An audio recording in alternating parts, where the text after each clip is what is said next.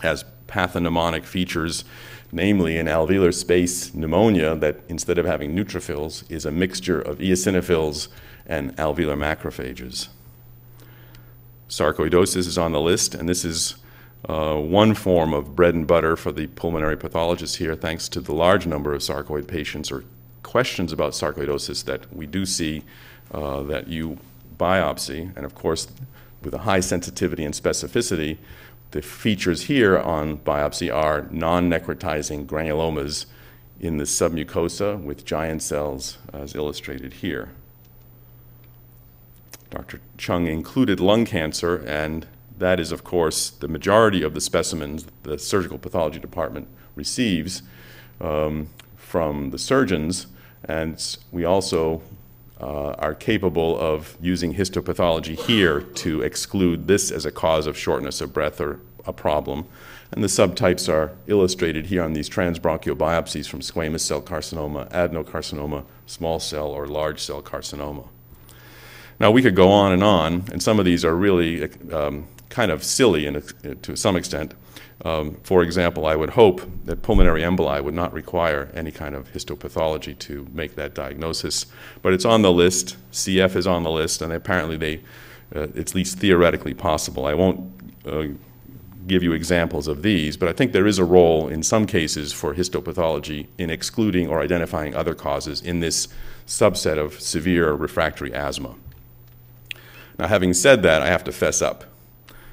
The study that found 12% misdiagnosed, the actual diagnoses made, I think there were about 6 that were COPD, 1 was alpha-1 antitrypsin, a couple were foreign bodies, and a very small number actually matched anything that I've just shown you on this tour, but I couldn't help myself, so, okay.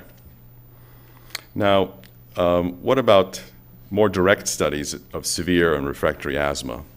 Can we help, and is it useful to look at the heterogeneity? The story started with Dr. Wenzel's paper, where she identified 2 subtypes, eosinophilic and neutrophilic. She's since, as I mentioned earlier, depending on which review and whether she's using tables or graphs or other people, have identified numerous other phenotypes, but the challenge has been to identify them with the easiest and best diagnostic manner and link it to a better outcome. And here I think there is grounds for optimism and for continuing thinking about histopathology anyhow as one of the tools for clinical research. I'll show you 2 studies that support that assertion. Here's one that further identified subtypes using induced sputum. So this is not histopathology, but tells us there are different subtypes. The color coding identifies 4 subtypes of asthma offered by these authors and a group of healthy people. So in the bright red, we have eosinophilic type, and if you see in the bottom, that's the eosinophil count in the sputum, and they have the most. They have some neutrophils, as seen in the top graph, but that's equal to what's the background in healthy individuals.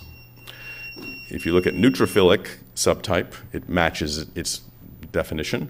There are plenty of blue column space. There's lots of blue column space in the neutrophil graph up top for this group, and very few eosinophils down below. Mixed lives up to its name as well. We have both neutrophils and eosinophils that are greater than the comparison group, the healthy group. And paucigranulocytic is also reasonably well described. It has neutrophils, but about the same as the controls, and has a few eosinophils, but really so few that it's quite distinct from the other groups. The basis for these summary graphs, I do want to illustrate. These are the preparations that come out of induced sputum, and A, the top left, illustrates the neutrophilic subtype. There's a couple of macrophages and mostly neutrophils. Next to it in B is the eosinophil rich. There are 3 big eos centering in that illustration.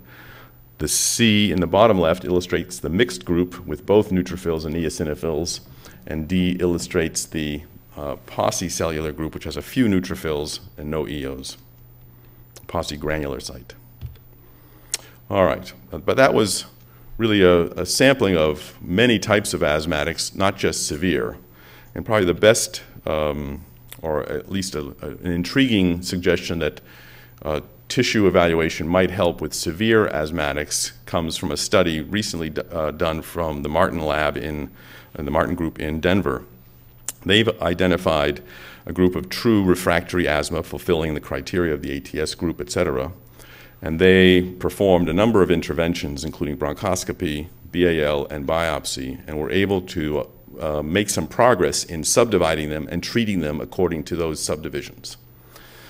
Let me start by showing you that they had about 55 patients. They based on clinical findings of bronchoscopy, primarily supraglottic examination, a scoring system I'm not familiar with, but it must be a visual scoring and some other features. They identified almost 2 out of 5 as having gastroesophageal reflux as a major component of their story. That's a bit unusual, and that raises questions about the study, but let's keep that in mind. In another group, labeled here as SBI, is subacute bacterial infection. They cultured all the specimens, the lavages, and they also did PCR for mycoplasma and chlamydia, and found about 13 patients, that's all they had was a positive bacterial diagnostic hit. They found tissue eosinophilia in 4, and they found a combination of either GER or SBI and eosinophilia in another 13, and a few people had none of those and remain enigmatic. So the tissue eosinophilia group in BAL fluids also had an increased number of eosinophils. The bacterial infection group had more neutrophils. This is in the lavage. When we get to the biopsy specimens, they measured a number of things, including using some of the quantitative techniques we've been talking about, and they found eosinophils per high power field were elevated in the tissue group. The neutrophils were not so prominent. It was mostly in the airway, and that might be consistent with an infection that's out in the lumen rather than in the parenchyma of the lung itself. Oops, here we go. So the 13 infections that they identified are tabulated here, a number of cases of mycoplasma, some cases of H. flu, et cetera, and they compare the difference of what was abnormal in the biopsy versus the BAL. And you can see there's one case had some neutrophilia in the tissue sample. Many cases had some in the BAL sample, but this is not a perfect test for either category of diagnostic approach. But the good news is that they were able to take this grouping and do the appropriate therapy for the GERD, for the infections. For the tissue eosinophilia, they used the anti-IgE monoclonal therapy, and they waited about 6 months, and they rebronched folks and also remeasured measures of clinical outcome, including asthma activity score, and as you can see, for all 4 specific groups, there was a statistically significant improvement in what the patients reported, and there was also a significant improvement in the FEV1 for all 4 of those. In part, the authors were arguing because of the specificity that they were able to apply in their therapy, thanks to this combination evaluation that included histopathology for some benefit. So, I want to summarize by saying that there is benefit for classification and treatment of severe asthmatics in the literature from one or more of these techniques to try to find out what's in the lung: sputum cellularity, bronchoalveolar lavage cellularity, and culture, as we've seen in the last example, and biopsy histopathology. Now, in small print this is not routine histopathology where I look at it for 10 seconds and say asthma or not, next case. This is very sophisticated application of markers in some cases, or quantitation of some components in other cases, and quantitation of the cells after marker labeling. So these are clearly clinical research tools, but they have some promise in advancing our understanding of this mysterious group of severe asthmatics and subdividing them. I also think that some of these structural changes I reviewed with you could be potentially useful secondary, not primary, but additional biomarkers to help evaluate drugs in clinical trials. What if you get some benefit and all the change that you see would be all the mucus hyperplasia disappears, but everything else stays the same? That might be informative or worth knowing. And other experimental research, some of which I've shared with you today. So in summary, I think we've learned a lot that describes the airway remodeling and the pathology of asthma from the studies, especially in the last 10, 20 years that have explored airway remodeling. I think it's not clear yet that they are very specific or sensitive in terms of clinical utility for the majority, the 90% of asthmatics who are well managed with other diagnostic modalities and available therapies. For the severe asthmatics, I think there will be a role in some cases for biopsy histopathology and or other sampling techniques, and what that role will be remains to be identified, I think. Thank you very much.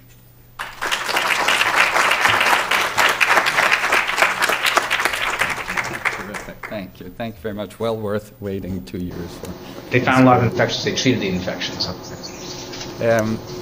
Maybe I could ask a specific question that I had in mind without putting you on the hot seat. I think they're really focusing now on this severe group. Really. Thank you. I think that's probably one of our video conferencing sites, and we'll get you in a minute. My question was very specific about opportunities for collaboration. If in the clinic we had an induced sputum for an asthmatic, is there any possibility that at the Brigham and Women's Hospital pathology department there would be an opportunity for analysis of induced sputum to quantify cellular constituents? I think yes. I mean, it's not a ready-to-go stream. It's something we know how to do, and we'd work with you to establish it ahead of time. So that's vague, and I can't give you a form to fill out today. Maybe. But yes, and enthusiastically interested. Yeah. I should point out, though, actually, the sputum cellularity assessment led to a very interesting pro-con exchange, I think, in one of the allergy journals, with very reasonable advocacy that this is non-invasive, easy to do by one side, and the other side saying that in fact it's not that representative, et cetera. But one of the slings and arrows they threw were pointing out that the advocates of the sputum cellularity used a specific method that they had patented and were selling. And they also implied that it was actually quite difficult to get reproducible, consistent induced sputum that requires a well-trained technician. And this was the problem this group's product was meant to solve, but which brings me back to, we'll work with you. We'll be glad to try to get that going if that's something you're interested in.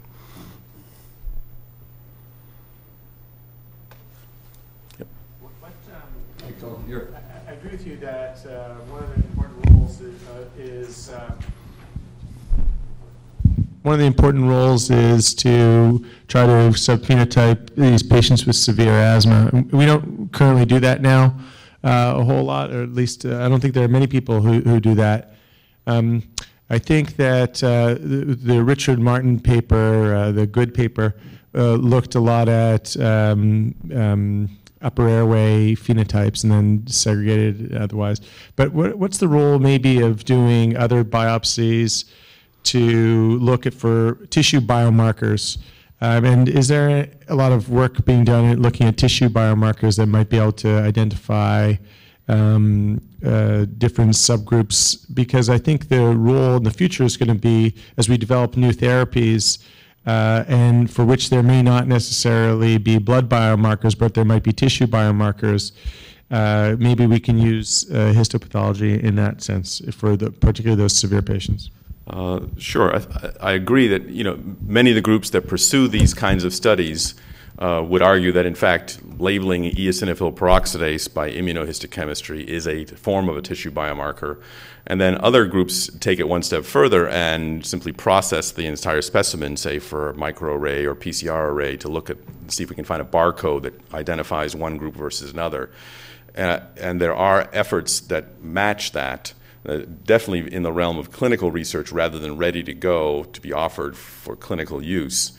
And I think that's certainly where Sally Wenzel's recent review, and one of her, the last column was all the markers that she envisions in the future might help distinguish And I think a lot of traditional pathology is heading towards a molecule-based readout in 10, 20 years. So it's not here. But I agree with you that it's something we should pay attention to and pursue. It is actively being pursued, but it's not ready for prime time yet. You think 10 to 20 years? To get a FDA-approved panel that will tell you the difference between SBI, severe asthma versus tissue eosinophil asthma, I don't think that's too pessimistic, but I would love to be wrong, if that's the drift of your question, that it's too long an estimate rather than too short. There are many questions here. Let's take one from the Mass General, if we could, if we can put that up to view, and we'd welcome your questions from Cox 2. Hi there. Do you have any questions you'd like to ask Dr. Kobzik?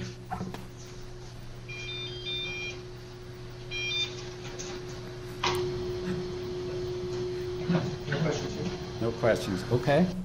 We're back here. Yes. When you do a biopsy, do you assume that the disease is uniformly distributed, or do you have some guidance about where you take your sample? So the question was about the distribution of disease. This has been studied in some animal models, and really depends. For the case of asthma, I think it's fair to say when people have compared, say, 3 versus 5, there's no enormous problem with spatial heterogeneity within what is reachable by a typical bronchoscopy procedure. Okay, that's a kind of a hedging answer. There may be more variability than we are aware of, but the studies that compare numbers and depth of biopsy for what we can use, what we can diagnostically extract, and that's limited, don't seem to identify any big differences. There's room for improvement in that analysis.